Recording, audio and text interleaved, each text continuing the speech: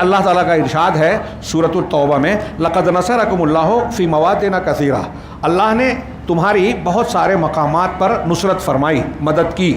ویوم حنین، اور حنین کے دن بھی. فتح مکہ سے لوٹنے کے بعد اللہ کے نبی صلی اللہ علیہ وسلم جب حنین کی وادی سے گزرے تو وہاں بنو ثقیفہ اور وہ جو ادھر کے جو حوازن وغیرہ کے قبائل تھے، طائف والے، مل کر انہوں نے بڑی اچانک حلہ بول دیا، حملہ کیا.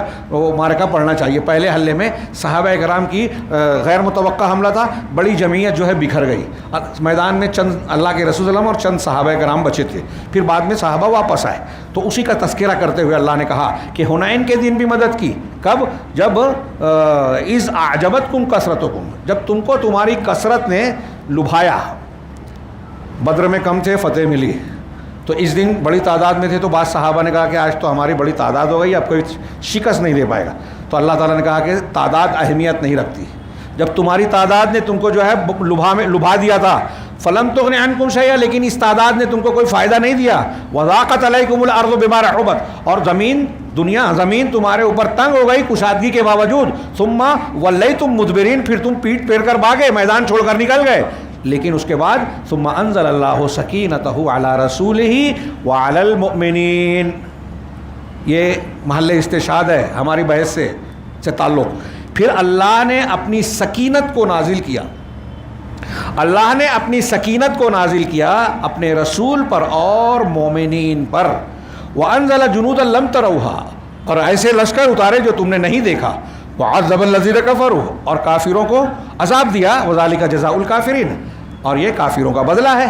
یہ جو جملہ میں نے کہا کہ اللہ نے اپنی سکینت کو نازل کیا اپنے رسول پر اور مومنین پر، ان مومنین میں حضرت امیر معاویہ رضی اللہ تعالی عنہ بھی شامل تھے. اور یہ اللہ نے کہا المؤمنین میں سارے مومنین جو اس جنگ میں تھے، سارے مومن. اب اس میں سے کسی کو مستثنا، کوئی انجینئر، کوئی سلمان، کوئی دوسری شخصیت کیسے کر سکتا ہے؟ اور آپ غور کیجئے کہ جب قرآن سے اللہ تعالیٰ کی جانب سے صحابہ کی یہ فضیلت ثابت ہو رہی ہے تو کوئی کہہ سکتا ہے، جیسے ڈاکٹر اسرار نے کہا کہ صحابہ کرام کی شخصیات کے بارے میں شیعہ اور سنی کا جو جھگڑا ہے وہ تاریخی جھگڑا ہے. کتاب ہے ان کی ایران کے دورے کے بعد جو انہوں نے لکھی ظفرنامہ. یہ تاریخی اختلاف نہیں ہے. میں بار بار کہتا ہوں یہ ہمارے عقیدے کی بنیادوں میں سے ایک بنیاد ہے. عقیدہ ہے کیوں؟ اس لیے کہ اللہ نے کہا ہے. تو اب جو اللہ نے کہا ہے آپ اور ہم مانیں گے کہ نہیں؟ اور نہیں مانیں گے تو مسلمان رہیں گے کیا یہ تاریخ ہے؟ تاریخی کوئی روایت رد کر دیجئے، کوئی مسئلہ نہیں ہے. صحابہ کرام کی شخصیات کا معاملہ محض تاریخی نہیں ہے، ایمانی ہے، اعتقادی ہے. یہ ہمیشہ دھیان رکھیے گا. اور کوئی آدمی اگر اس کا منہ زبان درازی کرتا ہے تو طاقت ہو تو اس کی زبان نوچ لینا ایمان کا حصہ ہے. اس کو سننا اور فارورڈ کرنا کیا یہ ایمان ہے؟ نہیں. یہ اسی لیے پروگرام ہم نے رکھا، یہ خاص پروگرام اسی لیے رکھا گیا ہے کہ آج جسے دیکھیے آوازیں اٹھا رہا ہے، شیعوں اور باطنیوں کی زبان بول رہا ہے. ہاں، یہود و نصارہ اور دوسرے لوگ جو اسلام دشمنی پر آمادہ ہیں، مسلمان غفلت کا شکار ہیں، اس کا فائدہ اٹھا کر وہی لوگ ہمارے درمیان ہیں ایسے لوگوں کو لانچ کر رہے ہیں اور ہم اسے سن رہے ہیں، آگے بڑھا رہے ہیں.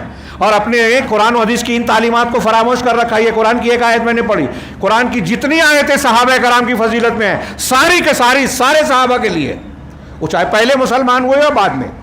اب دوسری آیت دھیان رکھیے، اللہ تعالیٰ کا ارشاد ہے سورہ حدید میں، لا یستوی منکم من انفق من قبل الفتح وقاتل اولئک اعظم درجۃ من الذین انفقوا من بعد وقاتلوا، کہ جن لوگوں نے فتح مکہ سے الفتح سے مراد زیادہ تر فتح مکہ، کچھ لوگوں نے صلح حدیبیہ مراد لیا ہے، زیادہ صحیح فتح مکہ ہی بنتا ہے.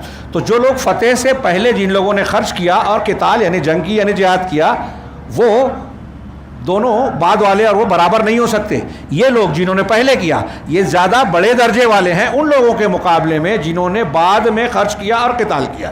یہ ترجمہ کر رہا ہوں.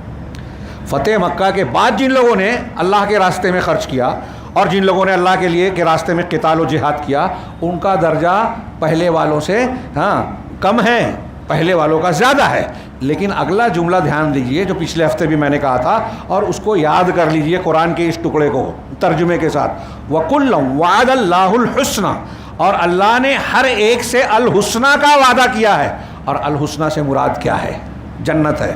اب اگر کسی معترض کو یہ اعتراض ہو کہ وہ حسنہ سے جنت مراد ہے تو ٹھیک ہے کچھ اور، اگر آپ کہیے حسنہ اللہ کہہ رہا ہے نا، حسنہ حسن کا اس میں تفضیل ہے مؤنث کا، احسن کی مؤنث، سب سے بہترین چیز جنت ہے اللہ کی نعمتوں میں۔